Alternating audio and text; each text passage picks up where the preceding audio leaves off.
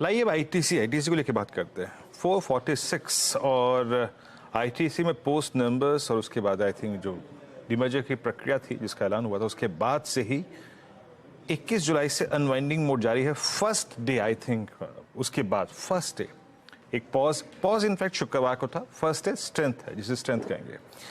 एक बार वीकली पे जाके देखिए मैं इसका ये प्रश्न इसलिए कर रहा हूँ क्योंकि 4 मार्च 2022 को इसकी सबसे बड़ी तेजी शुरू हुई थी जिंदगी की, इसके पूरे करियर की। तब से लेके अब तक अगर आप एक वीकली चार्ट को जाके रीड करें बहुत बारीकी से तो it's only 20 week exponential moving average. तो इस पूरे कार्यकाल में 2 बार टच हुआ है।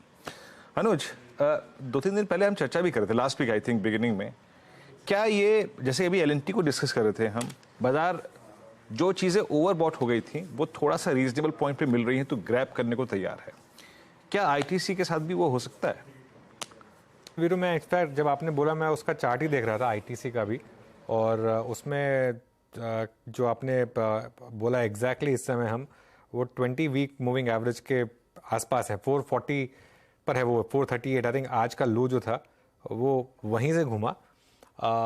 स्टॉक करेक्ट हो चुका है, काफ़ी करेक्ट हो चुका है मेरे ख्याल से। वीरू, यहाँ पर वो टाइम आ गया कि आप एक लीप ऑफ फेथ लें।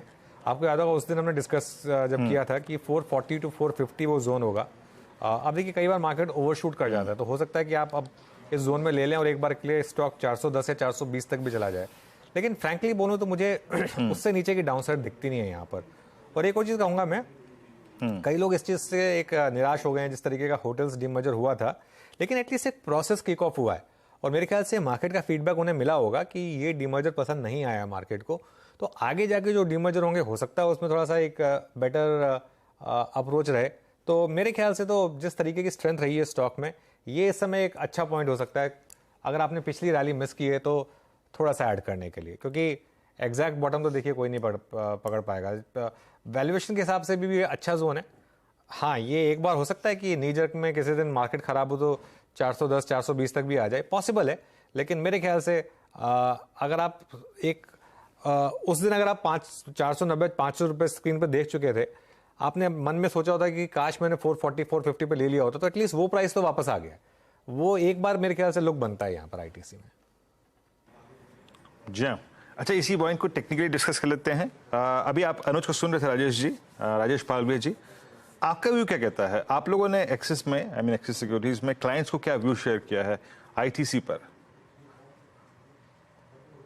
तो भैया जी देखिए, आईटीसी पे व्यू बुलिश है और ये लॉन्ग टर्म पोर्टफोलियो में भी ये स्टॉक हमने हमारे क्लाइंट्स को ऑलरेडी दिलाया हुआ है और यहाँ पे हम ये डिप में बिल्कुल बाय एंड एक्यूमुलेट कर रहे हैं।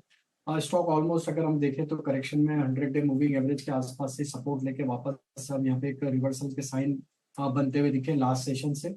हमें लगता है कि जैसे स्टॉक में 460 का लेवल क्रॉस होगा, ये स्टॉक में वापस से एक अच्छा मूव वहां से कंटिन्यू होते हुए दिखेगा। तो इमीडिएट टारगेट तो ट्रेडिंग पॉइंट ऑफ व्यू से 460 तक हम यहाँ पे प्रोजेक्ट कर रहे हैं। स्टॉप लॉस छोटा ही है यहाँ पे, 438 के आसपास के स्टॉप लॉस रख के बाय करने की सलाह।